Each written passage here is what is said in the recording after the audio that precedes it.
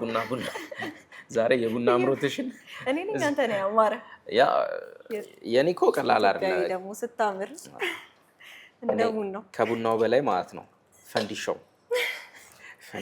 እኔ ጋር ደግሞ ጭሱ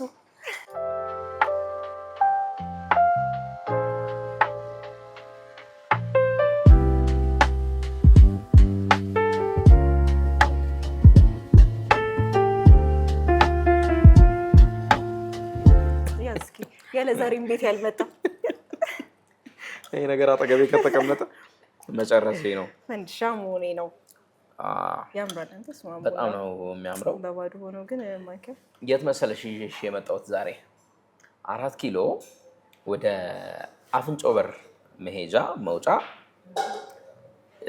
ከራስ መኮንን ድልድይ እስከ አፍንጮ በር ጫፍ ባለው መስመር ውስጥ ኮፊ ፓርክ የሚል በጣም አሪፍ ቦታ ተከፍቷል አይሷላ ቀደም ሲል ስንመጣ ገና ምን አይተሽ አስጎበኝሻለሁ መናፈሻ ነው የሚመስለው አስጎበኝሻለሁ ግን ማነው አዲስ አበባን አታውቅም ያለክ እያመጣ እንትኑ ስልኩ ብትላ ማን ይነገረክ ማታይ በባንኩ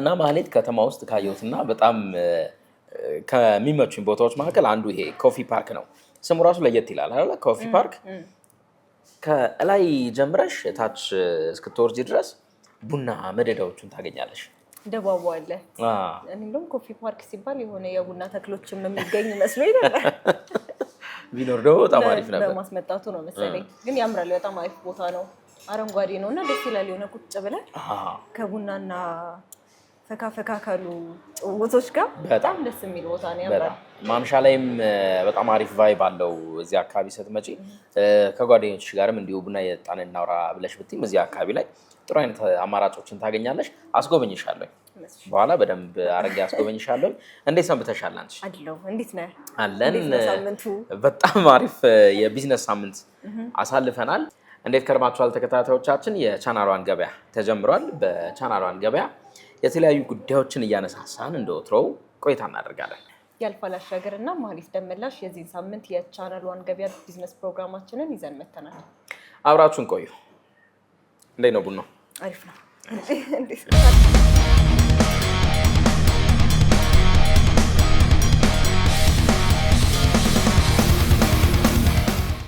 እሺ ማይ ይርጋ ጨፌ እኔ እኮ የት እንደደረስኩኝ አማርኝ በእኔ ሰበብ አንተ ነህ በኃይለኛው አይ ቅድም እያወራሽ እኔ ሰዓቷን ተጠቀምኩባት ሁኔታው ለእኔ ተመቸኝ ቡና በጣም በእኛ ማህበረሰብ ውስጥ ትልቅ ቦታ ከሚሰጣቸው ጉዳዮች መካከል አንዱ ነው አይደለ ቤት ያደምቃል ጨዋታም ለመጫወትም እጅግ በጣም አሪፍ ነገር አለው ከዛ ባለፈ ደግሞ የኢኮኖሚ ዋልታ ቡና እናንተ የሚሊኒየሞቹ ማታውቁት እኛ የዘጠናዎቹ የምናውቀው የጧት በጣም አሪፍ መዝሙር የኢኮኖሚ ዋልታ ቡና ነውና በኢትዮጵያ ኢኮኖሚ ውስጥ የቡና ሚና ቀላል የሚባል አይደለም ከዓለም ሶስተኛዋ ከብራዚልና ከቪየትናም ቀጥላ ሶስተኛው ቡና ላኪ ሀገር ኢትዮጵያ ነች ከአፍሪካ ደግሞ ቀዳሚዋ ሀገር ኢትዮጵያ ነች ያው ከሩጫ በመቀጠል የምንታወቅበት ምርታችን ቡና ነው ሌሎችም የቅባት ምርቶችን በስፋት እናመርታለን ግን ደግሞ ቡና በተለይ ደግሞ የአረቢካ ኮፊ መገኛ ነች ነው የሚባለው ኢትዮጵያ ቡናን በደንብ የምንጠቀምበት ይሄ መጠጣቱ ብቻ ሳይሆን ደግሞ አብሮት የሚመጡት ሴሬሞኒዎች ምናምን በጣም ደስ የሚሉበት ምንኮራበት ምርታችን ቡና ነው ዛሬ ከቡና ጋር ነው ማውለሽ አሁን በዚህ ጀመርና አይደል እንቀጥላለን ሌላ ጋር መጋብዝሻለሁ እውነትም ምን ኮፊ ነው ያልከው ኮፊ ፓርክ ኮፊ ፓርክ ወደ ቀዳሚ ጉዳያችን እንለፍ እዚሁ እንደው ቡናችንን እየጠጣን ወደ ቀዳሚ ጉዳያችን እንለፍ በግንባታ ሂደት ውስጥ እጅግ በጣም ጥንቃቄ ከሚፈልጉና ትኩረት ሊሰጥባቸው ከሚገቡ ጉዳዮች መካከል አንዱ አሳንሰር ወይንም ሊፍት ነው ያው በሀገራችን የግንባታ ስራዎች በጣም በስፋት አሉ በመዲናችን ብዙ ህንፃዎች ይገነባሉ ከዚህ ጋር ተያይዞ እንግዲህ ብዙ ዘመናዊ ቴክኖሎጂን የሚጠይቁ በጥራትም በብዛትም ሊቀርቡ ከሚገባቸው መገልገያዎች መካከል አንደኛው አሳንሰር ወይም እንዳልከው ሊፍት ነው በተለይ የጥራቱ ጉዳይ ብዙዎችን የሚያሳስብ ነው አይደል ማይ ምክንያቱም አንዴ ተገጥሞ እንትን ልበለው ቆይ አልተመቸኝም ብለሽ አንድ በቃ ከተገጠመ ነውና በባለሙያም ጭምር ብዙ ከሚመከርባቸው ጉዳዮች አንዱ የጥራቱ ጉዳይን ውበቱ ላይ አታተኩሩ ውበቱ ሁለተኛ የሚመጣ ነው ቅድሚያ ጥራቱ ነው ይላሉና ከእሱ ጋር ተያይዞ ታዲያ ሀገራችን ላይ ስመጥር ሊፍታም አስመጪ ነበሩ። ታስታውሻቸዋለሽ? ከዚህ በፊት አንድ መድረክ ላይ ተገናኝተን ነበር። ዳን ሊፍት አይደለም? ትልቅ ሰውዬ፣ በጣም ደስ የሚሉ ሰውዬ፣ ስራቸው ብቻ ሳይሆን ማንነታቸውም በጣም የሚስብ የሚማርክ ደስ የሚሉ አባት ናቸው። ዳን ሊፍት ቴክኖሎጂ ለመጀመሪያ ጊዜ እዛ ነው የተዋወቅኳቸው፣ የአሳንሰር ማስመረቂያ ስነስርዓት ላይ። ዳን ቴክኖክራፍት የሚል ማስታወቂያ ነበረ። አልደረስኩበትም። እኛ ነን የምናውቀው የሚል ማስታወቂያ ነበረ። ለማናቸውም ይህንን የሊፍት ጉዳይ ያነሳ ነው ያለ ምክንያት አይደለም።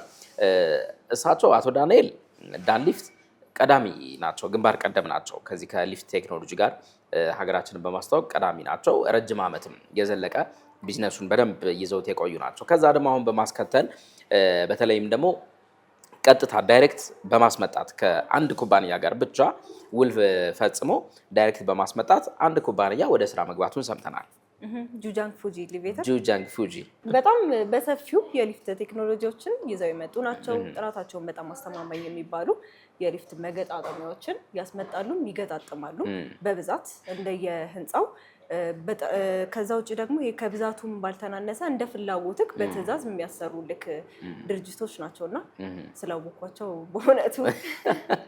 ስለዚህ በባለስራ ሰዓታችን ስራ እንዴት ነው ብለን የምንጠይቀው ዛሬ ጁጃንግ ፉጂን ነው።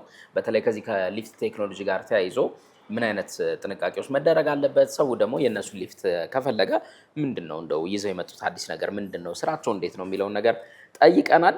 የጁጃንግ ፉጂን ባለስራ እንዴት ነው ተመልክተን እስከዛ ቡናችን ካለቀ ጥሩ፣ ካላለቀ እንደግማለን፣ እዚሁ እንደግማለን። ተመልሰን እንመጣለን። አብራችን ቆዩ።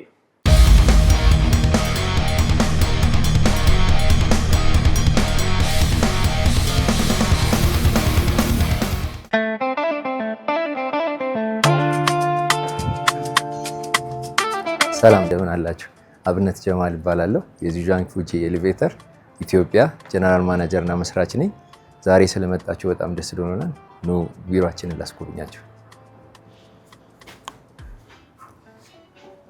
ጁጃንግ ፉጂ ኤሌቬተር የተመሰረተው በ1986 ነው በዩሮፒያን አቆጣጠር፣ የዛሬ 40 ዓመት አካባቢ ነው። ለቻይና በጣም ረጅም ዓመት ማለት ነው። ቻይና ባላደገችበት ጊዜ የተመሰረተ ፋክተሪ ነው። እንደምታዩት እዚህ ላይ ጊዜዎችን ዓመተ ምሕረቶችን ራሱን እያሳደገ ዘንድሮ እንደዚህ የሚያክል 15000 ስኩዌር ሜትር ላይ ተመሰረተ 60000 ስኩዌር ሜትር ላይ የተቀመጠ ትልቅ ፋክተሪ መሆን ችሏል ማለት ነው። አሁን ዓለም ላይ ሊዲንግ ከሚባሉ የኤሌቬተር ካምፓኒዎች ውስጥ አንዱ ነው። በአመት ወደ 15000 ዩኒቶች የማምረት አቅም ያለው ትልቅ ካምፓኒ ሆኗል ማለት ነው። በ2019 በኢሮፒያን አቆጣጠር አብረን የሰራነው አንድ ፕሮጀክት ነበር ኢትዮጵያ ላይ፣ የመጀመሪያ ፓይለት ፕሮጀክት። እሱም በመጀመር የተለያዩ ሀገሮች ኢትዮጵያን ጨምሮ የተለያዩ ሀገሮች ላይ ስራዎች እየሰራን ነበር። በዛ ትረስቱም እምነቱም ዴቨሎፕ አደረገ። እኛም ኢትዮጵያ ውስጥ ያለውን ማርኬት ማሳየት ቻለን ለፓረንት ካምፓኒ።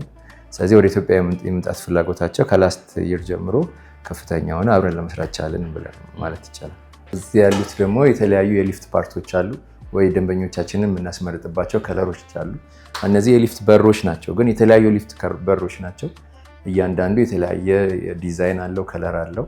ወደዚህ ስንመጣ ደግሞ በተኖች ወይ ፑሽ በተን የምንላቸው ታይፖች ናቸው። ሲኦፒ ይባላል። ይሄ ቪዥዋሊ ውስጡ ሊፍት ውስጥ ማዘዣ የምንለው ነው። እነዛ ደግሞ ኤልኦፒ ላንዲንግ የምንላቸው ላንዲንግ በተኖች፣ ፑሽ በተኖች የምንላቸው ናቸው። እነሱ ደግሞ በየፍሎሩ ሰዎች ሊፍት የሚጠሩበት ሜካኒዝም ማለት ነው። ሌላ ደግሞ እዚህ ጋር የምታዩት 1000 ኪሎ ግራም የሆነ 13 ሰው መሸከም የሚችል ሊፍት ሞተር ሳምፕል ነው። ይሄ ሮፕ ታይፕ ይባላል። አሁን ይሄ ትራዲሽናሉ የሊፍት ታይፕ ከዛኛው ለየት የሚያደርገው ትራዲሽናሉ የሊፍት ሞተር ታይፕ ማለት ይሄ ነው። እነዚህ ደግሞ ሃንድሬሎች ናቸው። በእያንዳንዱ ሊፍት ውስጥ አንድ ወይ ሁለት ያስፈልጋል። ዩዥዋሊ በጀርባ በኩል እናደርጋለን እኛ፣ ምክንያቱም ሊፍቱ እንዳያጠብም ስለምንፈልግ። አንዳንዴ ደግሞ ሁለት ይደረጋል። እንደ ሊፍቱ እንደ ፕሮጀክቱ ጥያቄ ነው። ምክንያቱም ፕሮጀክቱ ነው ዲተርሚን የሚያደርገው ምን ይፈልጋል የሚለውን እቃ ውስጥ።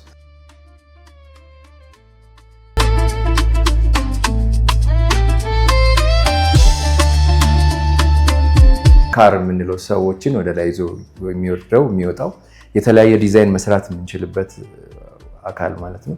ለምሳሌ ይሄ ጎልድ ሚረር የሚባለው ታይፕ ነው። ከፕሌን ስቴንለስ ስቲል ጀምሮ እንደዚህ አይነት ጎልድ ሚረር ታይፖች መስራት ይቻላል። እንደዚህ የሚያማምሩ ማለት ነው። ይሄንን ከለሩ ዲዛይኑን የምንቀይረው ሰውም የሚመርጠው ዲዛይን ከለር ብሎ ይሄንን ነው። ከካፓሲቲ እና ከመሸከም አቅሞች እና ከስፒድ ወይም ከፍጥነት ውጪ ሰዎች ደግሞ ከለር የሚመርጠው ከለር ይሄ ነው ማለት ነው።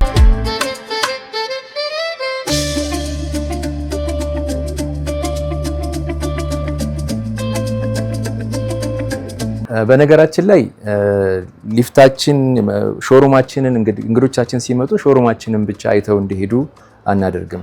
ከመጡ በኋላ ሊፍቱ ምን ይላል የሚለውን ኤክስፒሪየንስ አድርገውት ለምደውት አይተውት ወይ ደግሞ የሊፍቱንም ኳሊቲ አንደርስታንድ አድርገውት እንዲሄዱ ነው የምናደርገውና ስለዚህ ይሄን ሊፍታችንን አንድ ሄደን እናየዋለን ማለት ነው። አንድ የምናሳያችሁ ነገር ይሄ ዲጂታል ዲስፕሌይ እዛ ላይም እንዳሳየናቸው ማኑዋሎች ብቻ ሳይሆኑ እንደዚህ የሆኑ ዲጂታል ዲስፕሌዎችንም ያለው ማዘዣ ያለው ሊፍቶች መስራት እንችላለን። ይሄ ሊፍት እንዳልኳችሁ ቤል ታይፕ ነው፣ ሶፍት ተች ይባላል።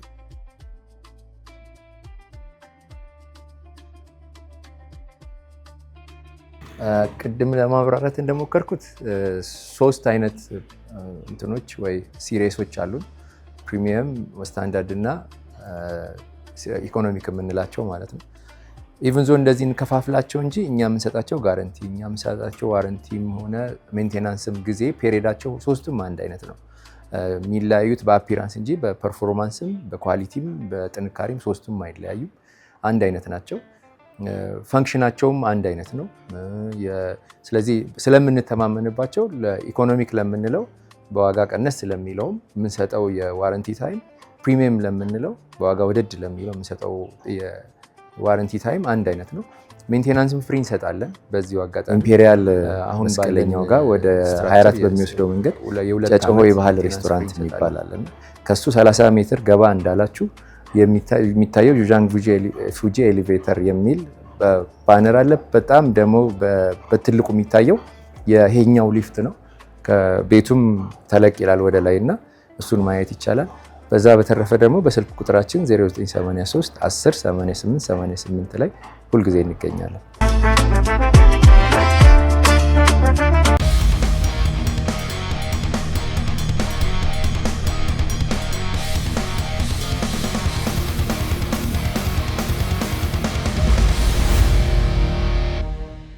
ሂሳብ በቴሌ ብር እችላለሁ አይደለ?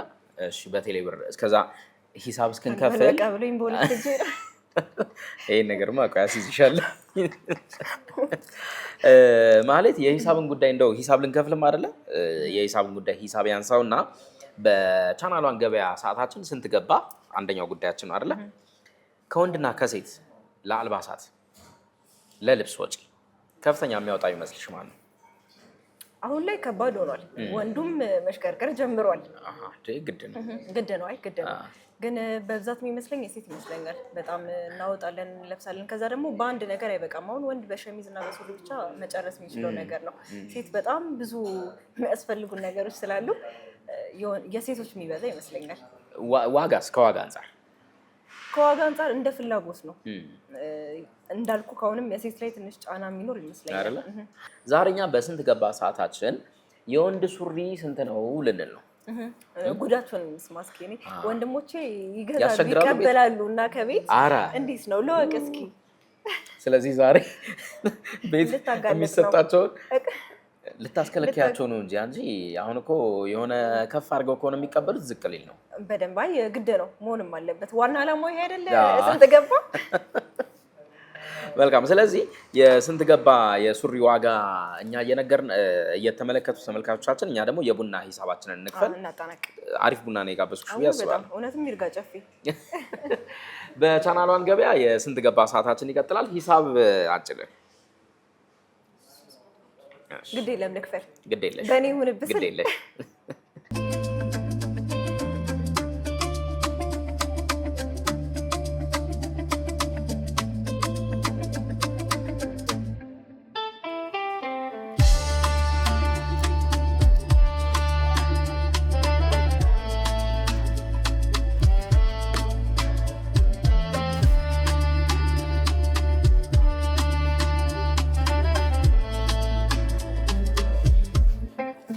ሱቃችን ዳዊት ፋሽን ይባላል።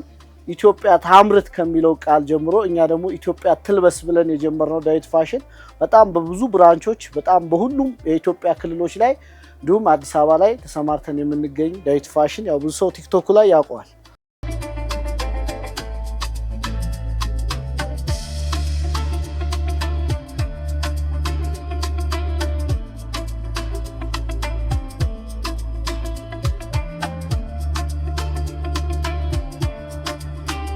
በባጊ ደረጃ ሁለት አይነት የባጊ ደረጃዎች አሉኝ እኔ ጋራ። አንደኛው የደረጃ እንደነዚህ አይነት ናቸው። እነዚህ ብዙ የከለር አማራጭና ቁጥር ያላቸው ሲሆኑ እነዚህ 1800 ብር ናቸው። ምንድነው እነዚህ ባጊነታቸው ትንሽ ሳይዛቸው አነስ ያሉ ሲሆን ሌሎቹ ደግሞ አሁን እዚህ ጋር የምትመለከታቸው ብዙ አይነት የከለር አማራጭ ያላቸው እነዚህ ደግሞ 2500 ብር ሲሆኑ ኖርማሎቹ ደግሞ አሁን በጣም ሰዎች የሚወዷቸው ምልህ እንደነዚህ አይነት ሱሪዎች ናቸው። እነዚህ በተለምዶ ጂንስ ካኪ ነው የሚባሉት። ጂንስም አይደሉም ካኪም አይደሉም። ይሄ ጀስት የትኛውም የእድሜ ክልል ላይ ያማከለ አይነት ሰዎች ሊለብሷቸው የሚገቡ እነዚህ ጽድት ያሉ በጣም ቆንጆ የሆኑ እቃዎች ናቸው። ከለር አላቸው። ቁጥራቸው ደግሞ ከሚገርም ነገር እስከ 44 ድረስ ምናምን አሉ። እንደነዚህ ሰፊ ምናምን የሆኑ ናቸው። የነዚህ ደግሞ ዋጋቸው በጣም ፌር ነው። 1500 ብር ነው።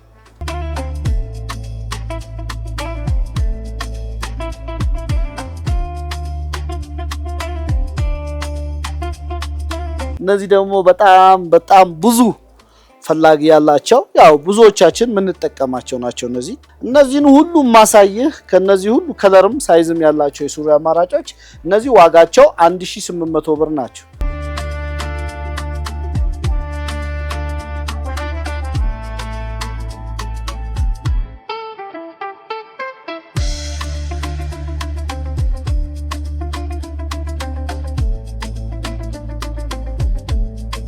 እነዚህ ሁሉ የምታያቸው ቁጥር አላቸው። ከ30 እስከ 38 ቁጥር ድረስ ነው ያላቸው። እንደምትመለከተው በቁጥር ነው የሚደረደሩት። እነዚህ ሙሉ 1300 ብር ብቻ ናቸው።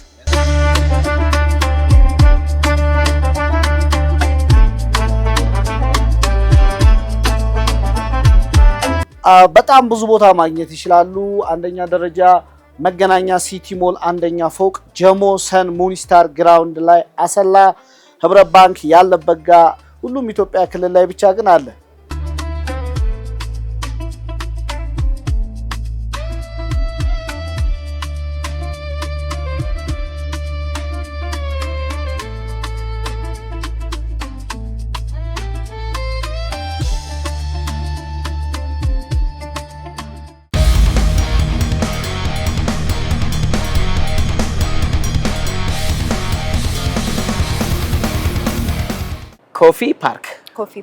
ኮፊ ፓርክን በደንብ ነው ያስጎበኘውሽ ያለሁት። የመረጃ ሰዓታችን ላይ ደርሰናል። ለወትሮ አረፍ ብለን ነግራቸው የነበረውን መረጃ ቀድመን አረፍን። እሺ ምን አለ ዛሬ በመረጃችን የምናነሳሳው? ያው ባሳለፍነው ሳምንት እንደ ሁልጊዜው በአፍሪካም በዓለም አቀፍ ደረጃም ብዙ የቢዝነስ መረጃዎች ወጥተናል። የተወሰኑትን መራርጠን ይዘንም መተናል። አዎ በተለይ ደግሞ ሀገር ውስጥ ትልቅ መነጋገሪያ የነበረው የባንክ አካውንታችሁን ከፋይዳችሁ ጋር አስተሳስሩ የሚለው ጉዳይ ተጠቃሽ ነበረ። እንግዲህ ባሳለፍነው ሳምንት ይሄ ጉዳይ ተጠናቋል። ያው ምንድነው ከዚህ በኋላ ያለው ውሳኔ የሚለው የምንመለከተው ይሆናል። የባንክ አካውንትን ከፋይዳ ጋር የማያያዝ ሂደት ነበር አይደለም? የማያያዝ ሂደት ነው። በጣም ብዙ ማስታወቂያዎች ሲነገሩ ነበር። እንደምታስታውሹ ስልካችን ላይ ከሚገቡልን የየዕለት ቴክስቶች መካከል አብዛኞቹ የባንክ ይህን አይነት መልእክቶች ነበሩና ተጠናቋል የሚለውን ነገር ሰምተናል። ሌላው ደግሞ ባሳለፍነው ሳምንት እንግዲህ የንግድና ቀጣናዊ ትስስር ሚኒስቴር ካወጣው መረጃ መካከል ኢትዮጵያ ወደ ውጭ ከላከቻቸው ምርቶች ውስጥ 8.71 ቢሊዮን ዶላር ገቢ ማግኘቷን አስታውቋል። እንግዲህ አሁን ቅድምም ብለናል ወደ ውጭ ከምንልካቸው እጅግ በጣም ይሄ ጥቁር ወርቃችን ከሆኑት መካከል አንዱ ቡና ነው አይደለ? ያ ኮፊ ፓርክም የመጣ ነው ያንን ምክንያት በማድረግ ነው። እንግዲህ ይሄ ገቢ ከተገኘባቸው ምርቶች መካከል ቡናም ተጠቃሹ ነው ብለን መጥቀስ እንችላለን። ሌላኛው ደግሞ ሁንዳይ ነው አይደለ? እንደ አውሮፓውያን አቆጣጠር አይ ቲንክ ከ1955 ወዲህ ለመጀመሪያ ጊዜ 70 ዓመታት ነው የሚሆነው። 70 ዓመታት ለኔ ሩብ ጉዳይ አመክ ለኔ ሩብ ጉዳይ እና ከ70 ዓመታት በኋላ እንግዲህ ለመጀመሪያ ጊዜ ኪሳራ አስተናገድኩ ብሏል። ለኪሳራው ዋነኛ ምክንያት ለኤሌክትሪክ መኪኖች ያወጣው ፈሰስ ነው እና የኤሌክትሪክ መኪኖች ሽያጭ መቀዛቀዙ ወገቤን ሰበረኝ አለ። በጣም አንጋፋ ከሚባሉ የዓለማችን ኩባንያዎች መካከል ተጠቃሽ ነው። ለማናቸውም እነዚህን አነሳሳን እንጂ እኛ በርከት ያሉ ደግሞ ሰሞነኛ የቢዝነስ መረጃዎችን ማህሌት ደመላሽ አዘጋጅታችኋለች። እርሱን እንከታተላለን። ለስንብት እንመጣለን። በ2018 በጀት ዓመት በ10 ወራት ከወጪ ንግድ 8.71 ቢሊዮን የአሜሪካን ዶላር ገቢ ተገኘ። በ2018 በጀት ዓመት የ10 ወራት የውጭ ንግድ አፈጻጸም ከታቀደው ግብ በላይ ውጤት ማስመዝገቡን የንግድና ቀጠናዊ ትስስር ሚኒስትር ካሳሁን ጎፌ ገለጹ። ሚኒስትሩ እንደገለጹት በበጀት ዓመቱ 10 ወራት ውስጥ 7.25 ቢሊዮን የአሜሪካን ዶላር ለማግኘት ታቅዶ 8.7 ቢሊዮን የአሜሪካን ዶላር በማስመዝገብ የእቅዱን 120.17 በመቶ ማሳካት ተችሏል። ይህ አፈጻጸም ባለፈው ዓመት ተመሳሳይ ወቅት ከተመዘገበው የ6.08 ቢሊዮን የአሜሪካን ዶላር ገቢ ጋር ሲነጻጸር የ43.32 በመቶ ከፍተኛ ጭማሪ ማሳየቱንም አብራርተዋል። ይህ ስኬት በዋነኝነት በንግድ ዘርፉ ላይ የተወሰዱ የፖሊሲ እርምጃዎች ውጤት መሆኑን ሚኒስትሩ ጠቁመው በላኪዎችና በዘርፉ ተዋናዮች መካከል የተፈጠረው ጥንካሬ እንዲሁም የልማት አጋሮች ጥረት የታከለበት መሆኑን አመላክተዋል። በአርባ ምንጭ የአዞ ማርቢያ ማዕከል ከሚገኙት 4000 በላይ አዞዎች መካከል ከግማሽ በላይ የሚሆኑት ለእርድ መድረሳቸውንና ማዕከሉን ወደ ዘመናዊ የቱሪስት መዳረሻነት የመቀየር ስራ እየተከናወነ መሆኑን የጋሞ ልማት ማህበር አስታወቀ። የጋሞ ልማት ማህበር ቦታውን ወደ እንስሳት መካነ አራዊት በመቀየር የቱሪስት መስህብ ለማድረግ እየሰራ እንደሚገኝ የገለጸ ሲሆን በተጨማሪም ቀደም ሲል የአዞ ቆዳ ሳይቀነባበር ወደ ውጭ ተልኮ በውድ ዋጋ ተመልሶ ይገባ የነበረውን አሰራር ለመቀየር ከአርባ ምንጭ ዩኒቨርሲቲ ጋር ጥናት እየተደረገ እንደሆነ ተጠቁሟል። የጋሞ ልማት ማህበር የቱሪዝም አገልግሎቱን ይበልጥ ለማስፋፋት ሌሎች የእንስሳት ዝርያዎችን በማዕከል ውስጥ ለመጨመር እንዳቀደም አመላክቷል። ሞሮኮ በ2026 የመጀመሪያ ሩብ ዓመት ከ4.3 ሚሊዮን በላይ ጎብኚዎችን በማስተናገድ በአፍሪካ ቀዳሚውን የቱሪዝም እድገት አስመዘገበች። የሰሜን አፍሪካዊቷ ሀገር ሞሮኮ በፈረንጆቹ 2026 የመጀመሪያ ሩብ ዓመት በአህጉሪቱ አስደናቂ የተባለለትን የቱሪዝም ስኬት አስመዝግባለች። ሀገሪቱ ባለፉት 3 ወራት ውስጥ ብቻ ከ4.3 ሚሊዮን በላይ የውጭ ሀገር ጎብኚዎችን ተቀብላ ማስተናገዷን ይፋ አድርጋለች። ይህ ከፍተኛ የቱሪዝም ፍሰት የተመዘገበው በአሁኑ ወቅት በዓለም አቀፍ ደረጃ ከፍተኛ የዋጋ ግሽበት ባለበትና የአውሮፕላን ነዳጅ ዋጋ በከፍተኛ ሁኔታ በጨመረበት ወቅት መሆኑ ዘርፉን ይበልጥ ስኬታማ አድርጎታል። ለዚህ ውጤት መገኘት ደግሞ ሞሮኮ ከአውሮፓ ሀገራት ጋር ያላትን መልክዓ ምድራዊ ቅርበትና መንግስት በቱሪዝም መሰረተ ልማት ላይ ያደረገው ከፍተኛ የኢንቨስትመንት ድጋፍ ዋነኛ መንስኤዎች መሆናቸው ተገልጿል። የአሜሪካ መንግስት የ2026ቱን የፊፋ ዓለም ዋንጫ ትኬት ለገዙ የውጭ ሀገር ደጋፊዎች ቀደም ሲል ጥሎት የነበረውን የ15000 የቪዛ ማስያዣ እገዳ ሙሉ በሙሉ ማንሳቱን አስታወቀ። የሀገሪቱ የውጭ ጉዳይ ሚኒስቴር እንዳስታወቀው የጨዋታ ትኬት ያላቸውና በፊፋ የቪዛ ስርዓት ላይ የተመዘገቡ የውጭ ሀገር ዜጎች ይህንን ከፍተኛ የገንዘብ ማስያዣ እንዲከፍሉ አይገደዱም። ቀደም ሲል የአሜሪካ ጎብኚዎች ሳይመለሱ ይቀራሉ የሚለውን ስጋት ለመቀነስ ኢትዮጵያን ጨምሮ ከበርካታ ሀገራት ለሚመጡ ተጓዦች እስከ $15000 የሚደርስ ዋስትና በቅድሚያ እንዲያስይዙ ደንብ አውጥታ ነበር። ይሁን እንጂ ፊፋ ባቀረበው ተደጋጋሚ ጥያቄ መሰረት የአሜሪካ የውጭ ጉዳይና የሀገር ውስጥ ደህንነት መስሪያ ቤቶች ለደጋፊዎች ይህንን የገንዘብ ጫና ለማንሳት ተስማምተዋል። ውሳኔው የቪዛ ሂደቱን ሙሉ በሙሉ ባያስቀርም ህጋዊ ትኬት ያላቸው ደጋፊዎች ያለምንም የገንዘብ ዋስትና የቪዛ ቃለ መጠይቅ ቅድሚያ እንዲያገኙ እድልም ይሰጣል። ታዋቂው የጃፓን መኪና አምራች ኩባንያ የሆነው ሆንዳ ሞተርስ እንደ አውሮፓውያን አቆጣጠር ከ1955 ወዲህ ለመጀመሪያ ጊዜ በታሪኩ ዓመታዊ የፋይናንስ ኪሳራ ማጋጠሙን ይፋ አደረገ። እንደ አውሮፓውያኑ አቆጣጠር በሚያዝያ ወር በተጠናቀቀው የበጀት ዓመት ኩባንያው 403.3 ቢሊዮን የጃፓን የን ወይም ወደ 2.6 ቢሊዮን የአሜሪካን ዶላር ገደማ የተጣራ ኪሳራን አስተናግዷል። ለዚህ ኪሳራ ዋነኛው ምክንያት ኩባንያው ለኤሌክትሪክ ተሽከርካሪዎች ልማት ያወጣው ከ9 ቢሊዮን ዶላር በላይ የሚገመት የኢንቨስትመንት ማስተካከያና የመዋቅር ለውጥ ወጪ መሆኑ ተገልጿል። በአሜሪካ የኤሌክትሪክ መኪኖች ፍላጎት በከፍተኛ ሁኔታ መቀነሱና መንግስት ይሰጥ የነበረው የታክስ ማበረታቻ መቅረቱ የሆንዳን ሽያጭ ጎድቶታል። ከተሽከርካሪ ሽያጭ በተጨማሪ በቻይና ገበያ የገጠመው የሽያጭ ማሽቆልቆል ለኪሳራው መባባስ ሌላኛው ምክንያት ነው። ይሁን እንጂ የኩባንያው የሞተር ሳይክልና ስኩተር ሽያጭ ከፍተኛ ትርፍ በማስመዝገብ ላይ በመሆኑ ይህ የሁለት ጎማ ተሽከርካሪዎች ዘርፍ ኩባንያውን ከበለጠው ውድቀት እየታደገውና ወደፊትም ወደ ትርፋማነት ለመመለስ ተስፋ ሆኖ መቅረቡን የኢኮኖሚ ተንታኞች ገልጸዋል።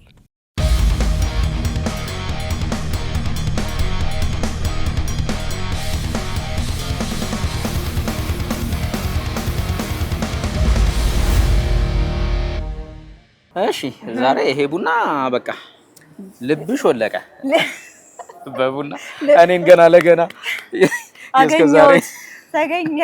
አገኘሁት ብለሽ ግን ኮፊ ፓርክ ይሄ ቢዝነሱ ነቃ እያለ ያለበት አካባቢ አይደል? ቡናው እንዳነቃል። እንዴት አገኘሽው? በጣም ደስ የሚል የሆነ ሰላም ያለው ተፈጥሮን መታይበት አካባቢ ነውና ያምራል። በጣም ያምራል።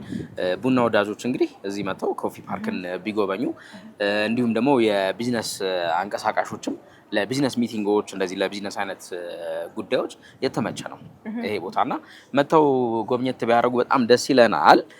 ልናበቃ ነው። ማሂ ባለስራን አንስተናል። ውበት ላይ ከሴት እስከ ወንድ ከጤና ጥበቃም ከሸመታም አንጻር ተመልክተናል። የወንድ ሱሪን ጠየቅን። ቢዝነስ መረጃችንም እንደተጠበቀ ነበረ። የገበያ መረጃችን እንደተጠበቀ ነበረ። እነዚህን ሁሉ ጉዳዮች በዛሬው የቻናሏን ገበያ በቻልነው አቅም ለመዳሰስ ሞክረናል። ልንሰናበት ነው። ግድ ነው፣ መለየት ግድ ነው። ያልፋል አሸግርና መሀሌት ደምላሽ የዚህን ሳምንት የቻናሏን ገበያ የቢዝነስ ፕሮግራምን ይዘን ቀርበን ነበር። አብራችሁን ስለቆያችሁ ከልብ አድርገን እናመሰግናለን። እጅግ የምትወዷቸው የቻናሏን ፕሮግራሞች ይቀጥላሉ። ቸር ሳምንት። አሁንም ድጋሚ ጋብዘኝ ልትይ ነው? አልጠላም። ይርጋ ጨፌን የተባለው በጣም